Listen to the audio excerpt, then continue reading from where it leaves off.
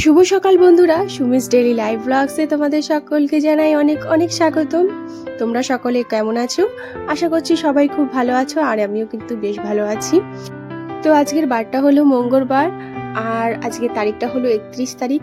আর দেখতে দেখতে দেখো এই বছরটা কেটে গেল, কিভাবে যে বছর চলে যাচ্ছে বুঝতেই পারছি না, তাই না? আর এই যে সকালে উঠে আমি দেখিয়ে দিচ্ছি আমাদের বাইরের ওয়েদারটা। আর এখানে দেখো পুকুর পাড়ে কত ফুল ফুটেছে, কি দারুণ লাগে জানো। যখন মানে এখনো তো বোঝা যাচ্ছে না, কিন্তু যখন একটু আলো আসবে, সূর্যের আলোটা পড়বে, তখন এত দারুণ লাগে না দেখতে, কি আর বলবো। তারপরে এই যে ঘরে এসে আমি আমার কাজকর্মগুলো শুরু করে দিয়েছি। ঝটাপট কাজকর্ম শুরু করে দিলে ঝটাপট শেষ হয়ে যাবে, দিলে তোমাদের জন্য ভিডিও এডিটিং সমস্ত কাজ বাজ করার আছে। তো এই কাজগুলো আগে ঝটাপট সব সেরে নিই। তো ঝাড় দিয়ে এই যে ঘরটা মুছে নিচ্ছি আস্তে করে।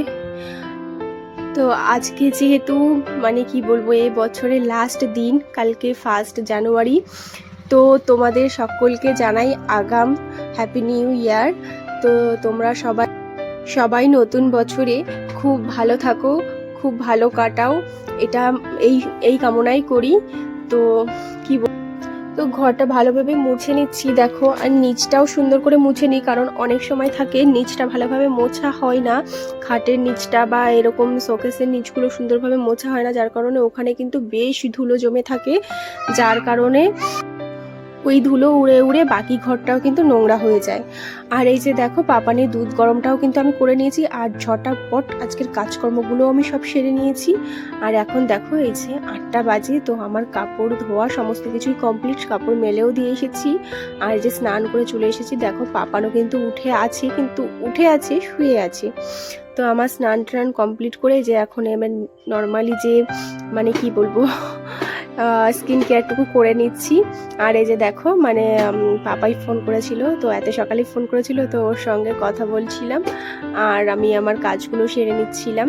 আর পাপার নাতে দুষ্টুমি করছে, ওর কথা বলছি, তো খুব হাসছে। আর এই যে দেখো রেডি, এখন পুজোটা দিয়ে তারপরে পরের কাজকর্মগুলো করে নেব। তো দেখো আমার বিছানা গোছানো সব কমপ্লিট। আর এই যে দেখো পাপান দেখো ওখানে প্রসাদ আছে না, ও প্রসাদ খাবে।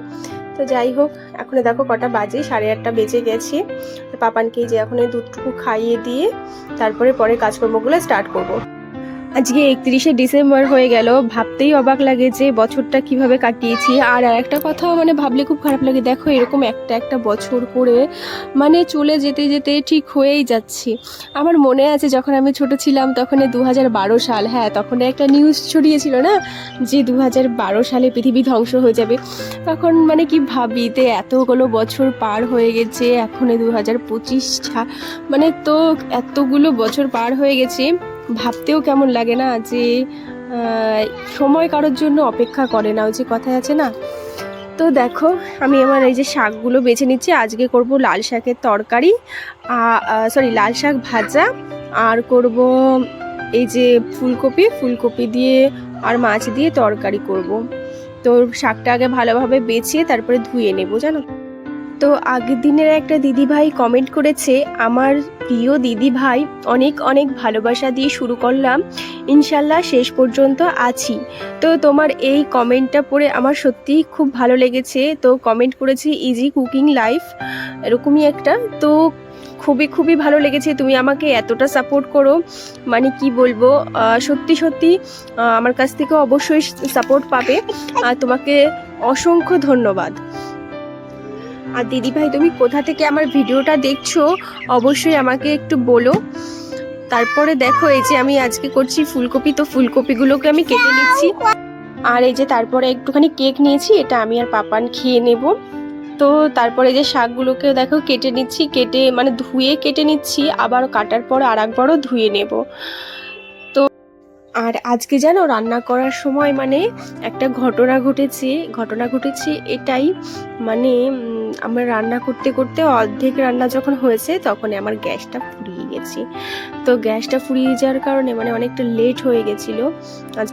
আসলে কি বলতো, সমস্ত কাজগুলো পুরো টাইমে টাইমে বাঁধা, যে এই টাইমে এই কাজটা করতে হবে, তো যখনই টাইমের মধ্যে করা হয় না তখনই উল্টে পাল্টে যায়, তো খুব মুশকিল হয়ে যায় তখনই খুবই মানে ভিডিও করতে। তারপরে আর ভিডিও তো শুধু এই যে করছি, তার মধ্যে ক্যামেরা এদিকে নিতে হয় ওদিকে করতে হয়, এই সমস্যাটা তো এর জন্য তো টাইমটা তো মানে অনেকটাই লেগে যাচ্ছে না।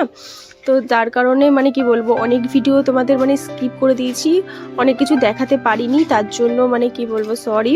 আর তাই আজকের ভিডিওটা অনেকটা ছোট হয়ে গেছে, তো তোমরা একটু দেখে নিও প্লিজ, পুরোটা ওয়াচ করে নিও আর একটু সাপোর্ট করো আমাকে।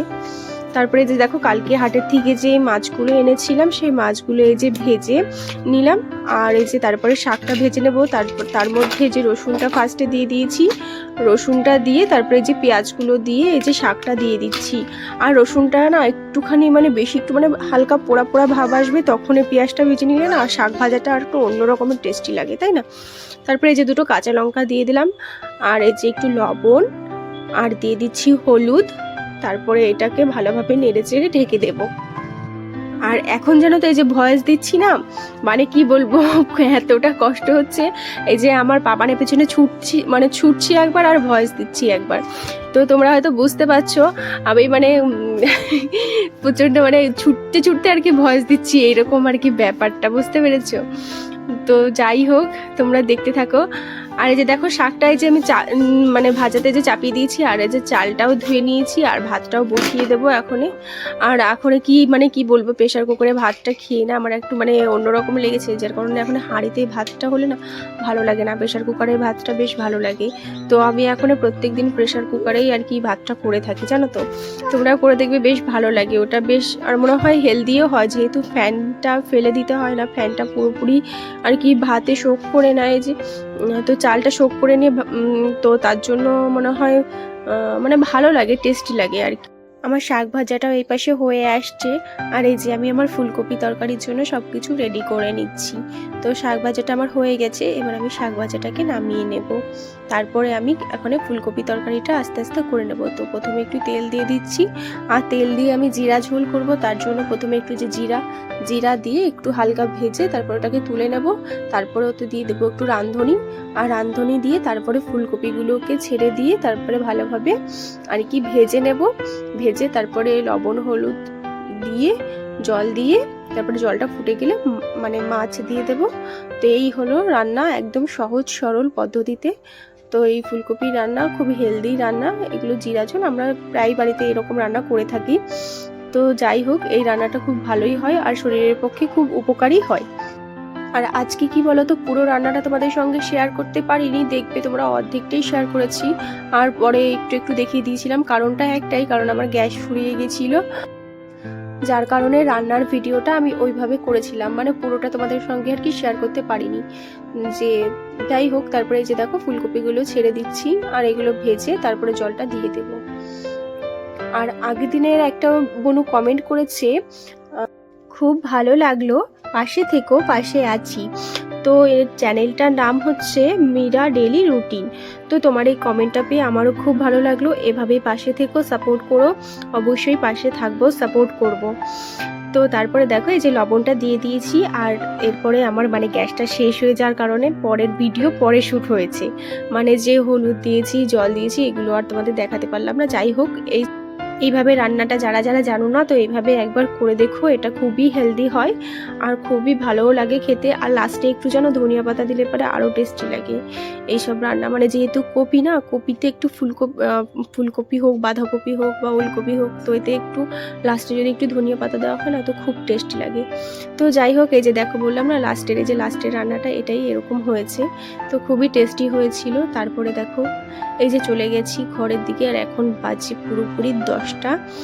তো এরপরে পাপানকে খাওয়াবো, তারপরে আমিও খাবো। আর এই যে দেখো খেয়েটে চলে এসেছি বাসন ধুতে, তারপরে দেখলাম গাছগুলোর এই অবস্থা, মানে পুরো পচে পচে যাচ্ছে, এতটা মানে বৃষ্টি হয়েছিল, তারপরে এখন পুরো বাঁচাতেই পারছি না, এতটা খারাপ লাগছে না কি বলবো যেন। এত কষ্ট করে গাছ লাগিয়ে তারপরে যদি এরকম অবস্থা হয়।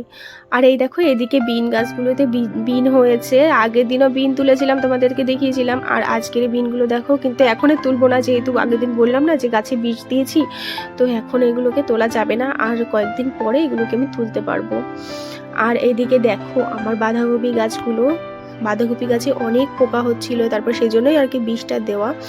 তো দেখো কত সুন্দর লাগছে, তাই না? আমি নিজেই ভাবতে পারিনি, এটা কিন্তু আমার ফার্স্ট টাইম লাগানো গাছ। তো এখনো পর্যন্ত যারা যারা আমার ভিডিও দেখেছো, তো অবশ্যই একটা লাইক দিয়ে দিও, আর সুন্দর করে একটা কমেন্ট করে দিও কে কোথা থেকে দেখছো, আর এইভাবেই পাশে